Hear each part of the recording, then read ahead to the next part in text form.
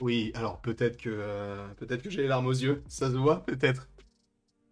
J'ai les yeux tout rouges. J'en pouvais plus. Je vous jure. J'en pouvais plus. Bonjour à toutes et à tous. Bonsoir, il est 23h46. On a battu Liverpool. On a battu Liverpool. Non mais, voilà. Ça fait extrêmement plaisir. Ça fait... Et le micro est là en plus, du coup, c'est mieux de parler dans le micro. Il y a tellement de choses à dire sur le match. Il y a tellement de choses à dire sur le match. Je suis passé par toutes les émotions. Vous pourrez demander à Clarkson Flux. 1000 fois j'ai dit, là, on va se prendre un but. Allez, là, on va marquer. Rien de tout ce que j'ai dit ne s'est vérifié. D'accord? Faudra compter sur le Paris Saint-Germain. Je ne dis pas qu'on va gagner la Ligue des Champions, mais là, on a battu la meilleure équipe d'Europe.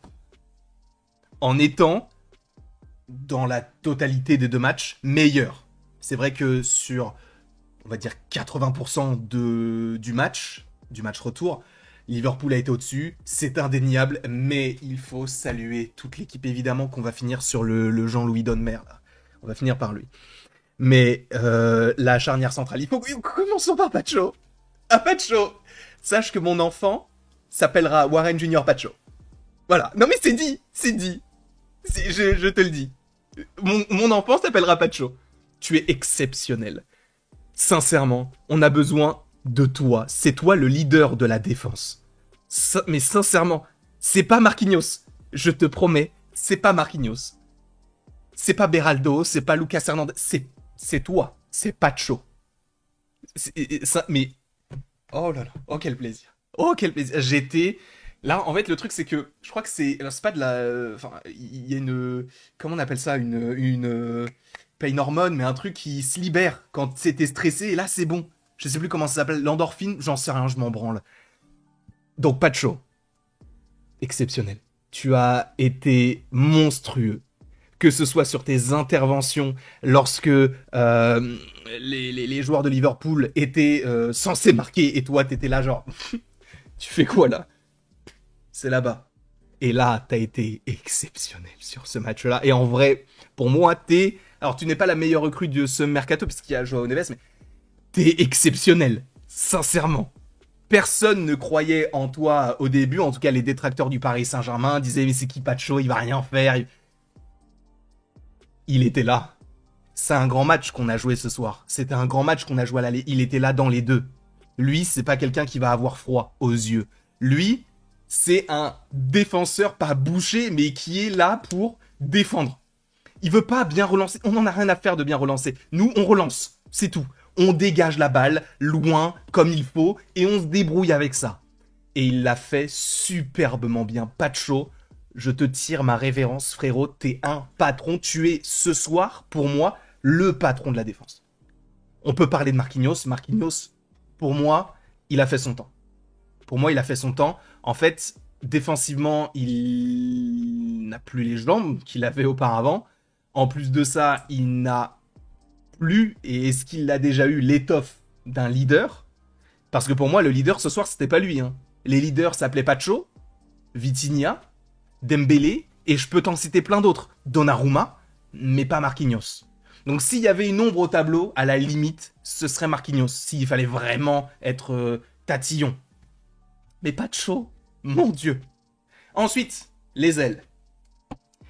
Hakimi, pour moi, c'est vrai que je te mets quand même dans le même lot que Marquinhos. T'as fait énormément, énormément de passes ratées, de dribbles ratés, de pertes de balles.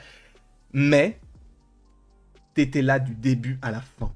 Tu as couru partout. T'étais en attaque, t'étais au milieu, t'étais en défense. Peut-être aussi que c'est la manière dont Luis Enrique voulait que tu sois positionné qui faisait en sorte que, bah, forcément, on était entre guillemets, entre gros guillemets, un peu déséquilibré et que tu n'étais peut-être pas forcément mis dans les meilleures conditions. Mais c'est bon.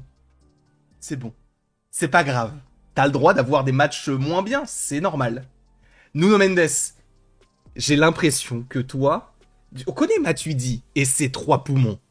Toi, tu as 2 Matuidi dans un poumon. Faites le calcul, ça fait beaucoup de poumons. D'accord? T'es grandiose. C'est vrai que ton défaut, c'était que tu étais un petit peu fébrile en défense. Sachant qu'il faut rappeler que Nuno Mendes, à la base, c'est un attaquant, c'est un numéro 9. Mais au fur et à mesure du temps, lorsqu'il il a traversé son école, etc., enfin, en tout cas ses années dans sa formation, bah, il a été repositionné arrière-gauche. On sent que t'es offensif. Le défensif, ça pêche un peu. Là, tu as été là. Salah qui? C'est qui, Salah? Salah qui? Non, je te pose la question, qui est Salah? Là, on l'a pas vu. On l'a beaucoup vu. Il m'a fait enfin, vraiment très peur à beaucoup de moments. Mais tu as réussi à le cadenasser d'une certaine manière. Alors, Nuno Mendes, exceptionnel. Pour moi, t'es vraiment l'essence même du mec qui n'était pas parisien et qu'il est devenu au moment où il a enfilé le maillot pour la première fois. Tu pues le 75, tu pues Paris. Et évidemment, ces alentours, on n'oublie pas le 77, le 93, le 92, le 91, le 94, le 95 et le 78, évidemment. Mais en vrai, frère, t'es exceptionnel aussi. Parlons du milieu de terrain. Celui qu'on a peut-être le moins vu, c'est Ruiz. Alors, Ruiz, pour moi, c'est un joueur que je ne voulais pas garder. Là, je ne dis pas ça dans l'euphorie, mais il peut être utile. Pas en titulaire. Mais là, on va dire qu'il a fait son match, il a perdu beaucoup de ballons, mais il a su en récupérer et des très importants. Donc Ruiz, pour le coup, t'es en train vraiment de monter en puissance. Et c'est ce que nous disait Luis Enrique maintenant, dès que Luis Enrique dira quelque chose. Je veux que tout le monde l'écoute. Tout le monde. Il a la vision de ce qui se passe. Lui, pour lui, là, il sait déjà, il connaît déjà le principe d'Avengers Endgame. Bah oui, forcément, c'est sorti en 2019. D'Avengers Doomsday. Il l'a déjà vu. Il sait ce qui se passe. Il est dans le futur. Exceptionnel. Luis Enrique, génialissime. Mais Ruiz, très bon. Neves, dans la récupération, très bon. Mais c'est vrai que le milieu de terrain, il s'est fait un petit peu manger. Notamment en première période, j'avais très peur. Vraiment très peur. Mais Vitinha était là. Alors Joao Neves, il est jeune encore. Il a fait un très bon match. Mais il va s'améliorer. Et c'est ça qui est fou. C'est qu'il n'a que, 20 ans. Et c'est une dinguerie ce qu'il nous propose. C'est une dinguerie. Ensuite, on a les 3 devant. Je suis désolé. Mais dans les 3 devant titulaires, le meilleur, ça a été Kvaratskhelia. Ça a été le meilleur. Alors tu me diras, mais oui, mais Dembélé, il a mis le but. Oui, c'est vrai. Barcola, pour moi, c'est celui qui a été le moins offensif. Celui qui a montré le moins de choses. Et le fait qu'il ait été remplacé, pour moi, ça a été le tournant du match pour le Paris Saint-Germain. Après, Gvara. J'ai envie de t'accorder une mini parenthèse.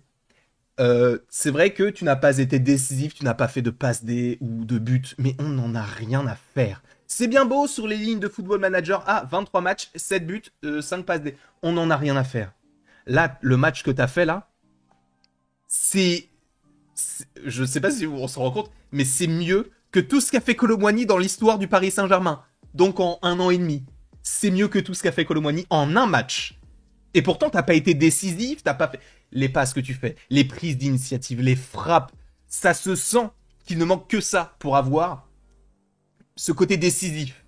T'as déjà été décisif, mais là, pour le coup, t'aurais très bien pu avoir une passe D, si Dembélé ne s'était pas trompé ou en mêlé les pinceaux.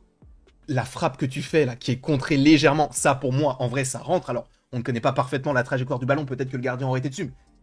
Exceptionnel. Kvaratskhelia, pour moi, c'est exceptionnel. Sur ce match-là, évidemment, ce n'est que le début, je ne veux pas m'emballer non plus, mais pour l'instant, j'ai jamais été déçu de Kvara. Donc, merci, monsieur. Merci beaucoup. On peut évidemment parler d'Ousmane Dembélé. Un but, il est encore décisif. Ça fait extrêmement plaisir. Il va bientôt avoir sa Rolex. Hein, parce qu'il n'est qu'à un but. Il l'avait dit qu'il... Enfin, a priori, c'était 30 buts pour avoir la Rolex. Et là, il en est à 29. Bon, bah peut-être que contre Marseille, dimanche, ça sera le cas. C'est une folie. J'en reviens toujours pas qu'on ait éliminé Liverpool. Il faut parler des remplaçants. Qui est rentré? Zahir Emery, rentré impeccable. Zahir Emery, il a su apporter un second souffle. En fait, ce que j'aime beaucoup chez Zahir Emery, c'est qu'il ne va rien lâcher et qu'il est costaud. En fait, il apporte un physique que n'apportent pas les 3 qui ont été titulaires sur ce match-là. Alors, Joao Neves est très physique, Vitinha aussi, mais lui, il va apporter vraiment des coups d'épaule et va réussir justement à déséquilibrer les adversaires, mais dans la légalité, entre guillemets.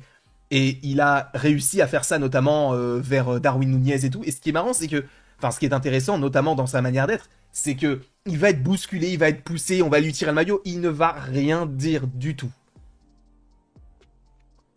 Zahir Emery, c'est parfait. Ce que tu nous as proposé en rentrée, c'est parfait. Lee, je pense qu'on l'a trop peu vu pour que je puisse me prononcer. Ben, Gonzalo Ramos, c'est la même chose. Après, je pense que j'ai dû oublier un joueur ou deux, je ne sais plus qui exactement est rentré, mais Désiré Doué.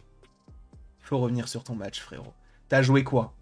En tout et pour tout, approximativement 1 heure, puisque t'as fait de la 60e à la 80e, et du coup la prolongation, tu as été monstrueux. En fait, le truc, c'est que tu es, on va dire, un Neymar, évidemment en devenir, même s'il ne faut pas forcément te comparer à Neymar, mais en tout cas dans le jeu. Avec justement l'extra sportif en moins. Et ça, c'est parfait. C'est parfait. Désiré Doué, on t'a acheté 60 millions. C'est une folie à quel point tu vaux tellement plus. C'est une dinguerie. Doué 60 millions, João Neves 60 millions, Pacho 40 millions, ça fait 3 joueurs chers, c'est vrai, certes. Mais avec le marché actuel, c'est plus vraiment très cher d'avoir ces joueurs de ce calibre-là, à ce prix-là.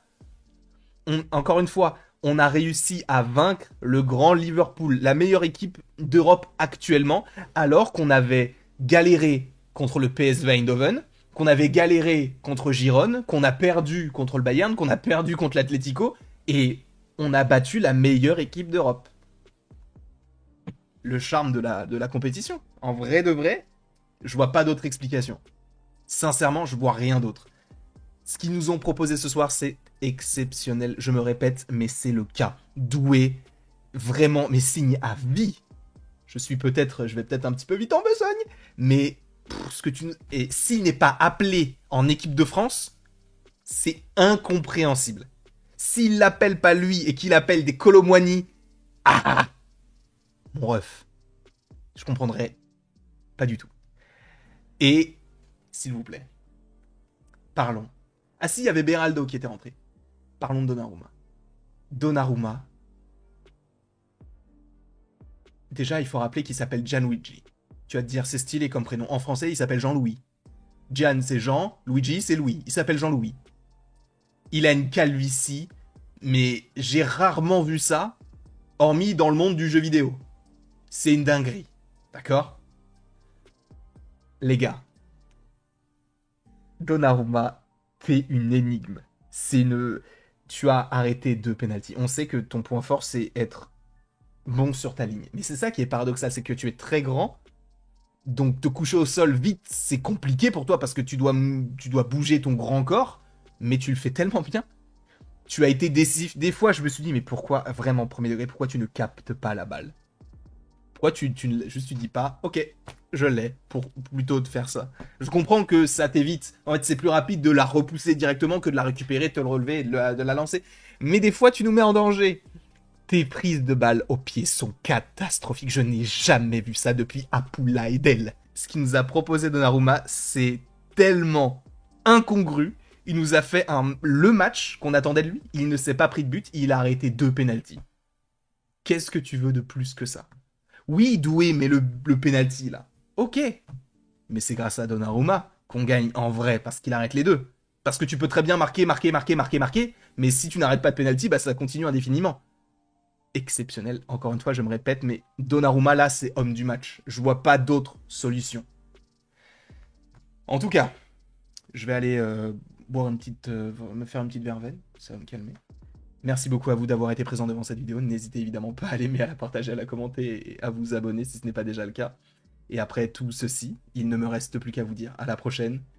Pour la prochaine, sachant que demain, il y a Daredevil Born Again. Donc encore une fois, du contenu.